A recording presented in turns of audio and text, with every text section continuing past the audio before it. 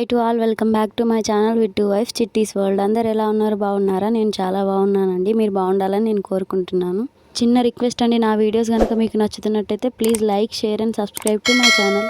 Video మొత్తం skip చేయకుండా చూడండి. ఇది మా సద్దుల బతుకమ్మ వీడియో. ప్రతిసారి గునక, తంగేడు, టేకు, ముక్కెర పువ్వు లాంటి ఎన్నో రకాల పువ్వులను తీసుకొచ్చి పేర్చేవాళ్ళం. కానీ ఈసారి 2 రకాల పువ్వులు మాత్రమే దొరికాయి. నేను ఇప్పుడు ప్రెసెంట్ మా అమ్మ వాళ్ళ ఇంట్లో ఉన్నాను. టేకు చెట్టు మా ఇంటి దగ్గరే ఉంది, కానీ దాని పువ్వులు పైకి ఉంటాయి, అది అందరికీ తెలుసు. అందవు కదా అని అలా వదిలేశారు. ఇలాగోలా చేసి మా మమ్మీ ఆ పువ్వును తెంపింది. ఈ టేకు పువ్వుతోనే బతుకమ్మను పెద్దగా పేర్చొచ్చు, ఏ పువ్వు లేకపోయినా పర్వాలేదు. దాని కెపాసిటీ అలాంటిది. నేను, మా మమ్మీ, సిస్టర్స్ అందరం కలిసి పువ్వును మడత పెట్టుకున్నాం. ఈ టేకు పువ్వుకు కలర్ అద్దితేనే చూడడానికి బాగా అనిపిస్తుంది. మా దగ్గర ఉన్న రెడ్ అండ్ గ్రీన్ కలర్ అద్దేశాను. ఇక్కడ మా అమ్మ బతుకమ్మ కోసం వేసే దారాలకు పసుపు రాస్తుంది. మాకు పెళ్ళైన 3 months కే క్వార్టర్స్ దొరికాయి కాబట్టి ఆ 2 years మాకు బతుకమ్మ పండుగప్పుడు సరిగ్గా లీవ్స్ కూడా దొరకలేదు. అందువలన నేను ఆ 2 years బతుకమ్మ సరిగా జరుపుకోలేకపోయాను. మా ఆయనకి జమ్మూ ట్రాన్స్ఫర్ అయిన నుంచి నేను ఇక్కడే ఉంటున్నాను కాబట్టి బతుకమ్మను సెలబ్రేట్ చేసుకోగలిగాను. కానీ ఈసారి మాత్రం ఏదో వెలితి. లాస్ట్ ఇయర్ బతుకమ్మ పండుగప్పుడు మా ఆయన నాతోనే ఉండే. ఈసారి పోస్టింగ్ ప్రాబ్లం వల్ల రాలేకపోయాడు. మీరు అనుకోవచ్చు, బతుకమ్మ పండుగ కదా, ఆయనతో ఏం పని అని. బతుకమ్మ ఆడుతున్నప్పుడు నువ్వెంతసేపు అయినా ఆడు, నేను కన్నయ్యను చూసుకుంటా అని అనేవాడు. అందుకే మా ఆయన లేడన్న వెలితి ఉండిపోయింది. మా అమ్మ వాళ్ళ ఇంటికాడ సద్దుల బతుకమ్మ రోజే బతుకమ్మను పేరిస్తారు, ఆ రోజే ఆడతారు, అదే లాస్ట్. మా అత్తవారింటికాడ మాత్రం 2 రకాల బతుకమ్మలను చేస్తారు, అట్ల బతుకమ్మ అండ్ సద్దుల బతుకమ్మ. నా పెళ్ళైన నుంచి నేను మా అత్తవారింట్లో 1 year బతుకమ్మకి మాత్రమే అక్కడ ఉన్నాను. నేను అక్కడ ఉండకపోవడానికి గల మెయిన్ రీజన్, నాకు బతుకమ్మ ఆడడం అంటే చాలా ఇష్టం. నాతో పాటు అక్కడ ఆడడానికి ఎవరు లేరు. ఇక్కడైతే నా సిస్టర్స్ అందరూ ఉంటారు కాబట్టి నేను ఎక్కువగా బతుకమ్మ పండుగను అమ్మ వాళ్ళ ఇంట్లోనే సెలబ్రేట్ చేసుకుంటాను. బతుకమ్మ పండుగ అంటేనే ఆడపిల్లల బతుకమ్మ. ప్రతి ఆడపిల్ల తన తల్లిగారింటికి రాంది ఆ పండుగ పూర్తి కాదు, అది అందరికీ తెలిసిన విషయమే. ఇక్కడ ఆడినప్పుడు ఏ భయం అనిపించదు, కానీ అత్తవారింట్లో మాత్రం వాళ్ళు ఏమనకపోయినా సరే కానీ అత్తవారిల్లు అన్నప్పుడు భయం ప్రతి ఒక్క ఆడపిల్లలో ఉంటుంది. అది నాలో కూడా ఉంది.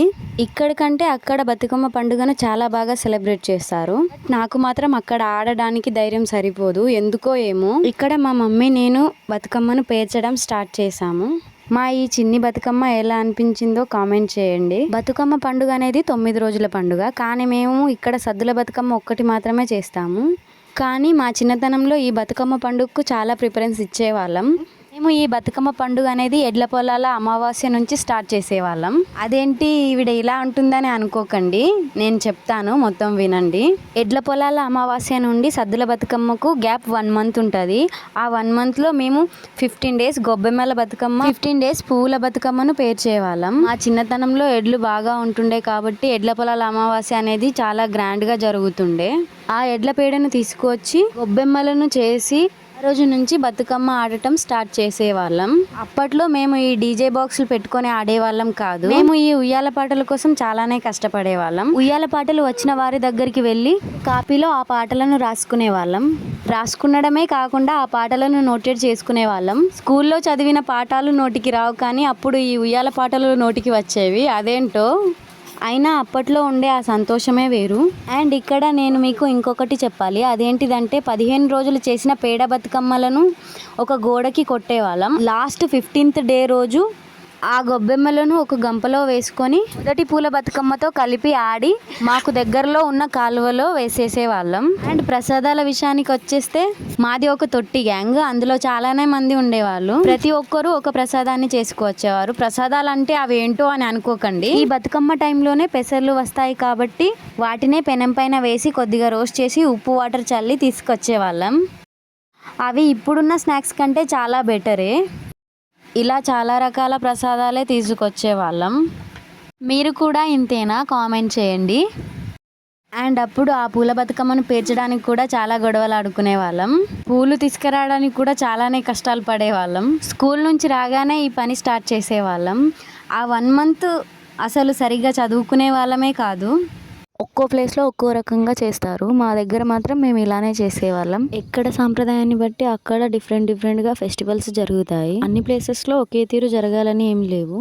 ఎలాగోలా మా బతుకమ్మ రెడీ అయింది. మాటల్లో పెట్టేసి అడగడమే మర్చిపోయా. మీరు బతుకమ్మను ఎలా సెలబ్రేట్ చేసుకున్నారో కామెంట్ చేయండి. పెద్ద బతుకమ్మను మా అమ్మ పేర్చిందని చెప్పానుగా, దానికి తోడు చిన్న గౌరమ్మను నేను పేర్చాను. చిన్నదేగా ఎలా వచ్చినా పర్వాలేదు అనేసి నేనే పేర్చాను. ఆ వానదేవుడు మా పైన కరుణ చూపించాడేమో తెలియదు కానీ 1 వీక్ నుంచి కంటిన్యూగా పడుతున్న వర్షాలు ఈ బతుకమ్మ రోజు రాగానే ఆగిపోయాయి. అదేంటో ఆశ్చర్యం వేసింది. అసలు ఆ రోజంతా వర్షమే పడలేదు. అసలు మా ఎక్స్పెక్టేషన్స్ కి ఎక్కడ కుల్లగొడుతుందో ఎక్కడ వర్షం వచ్చేస్తుందో అని బాధపడ్డాం మేము.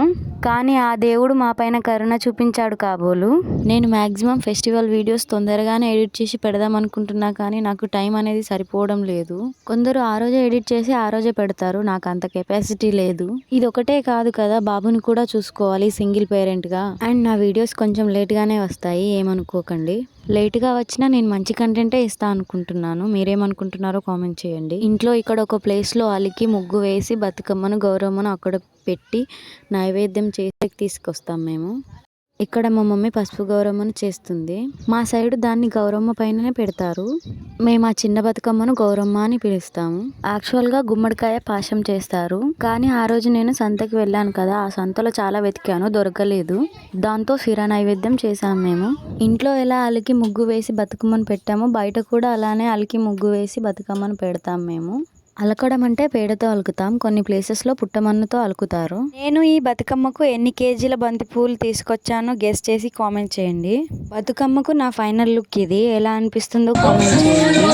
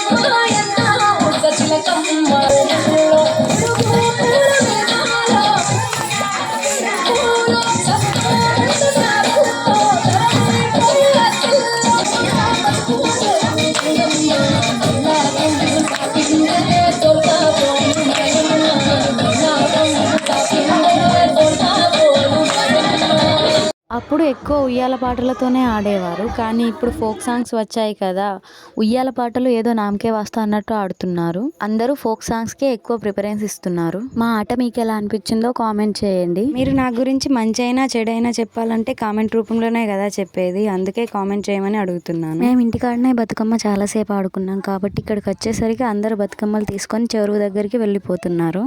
హనుమాన్ మందిర్ దగ్గర కొద్దిసేపు బతుకమ్మ కొన్ని పేలాలు బతుకమ్మ పైన వేసి మళ్ళీ చెరువు దగ్గరికి తీసుకువెళ్ళిపో. నాకు బాబు ఉన్నాడు కాబట్టి నేను చెరువు దగ్గరికి వెళ్ళలేను.